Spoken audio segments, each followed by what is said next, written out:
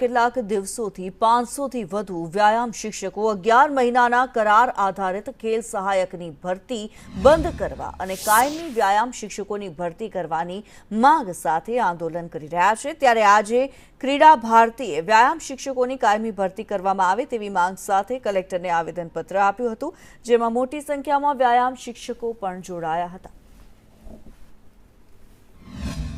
15 વર્ષથી વ્યાયામ શિક્ષકોની ગુજરાત સરકારે ભરતી કરી નથી।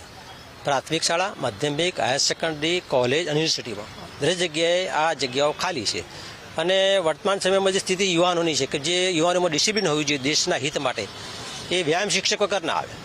છેલ્લા 15 વર્ષથી ભરતી નથી કરી એટલે આજના યુવાનો મોબાઈલ પછી ડ્રગ્સ આ બાજુ વળી ગયા છે। શિક્ષકો સ્કૂલમાં નહીં હોય તો ડિસિપ્લિન નહીં આવે।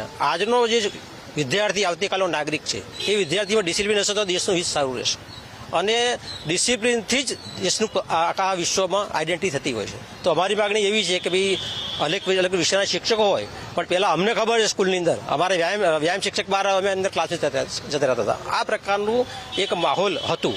વર્તમાનમાં કોઈ વેલ્યુ નથી શિક્ષકોની એક આ પ્રકારની।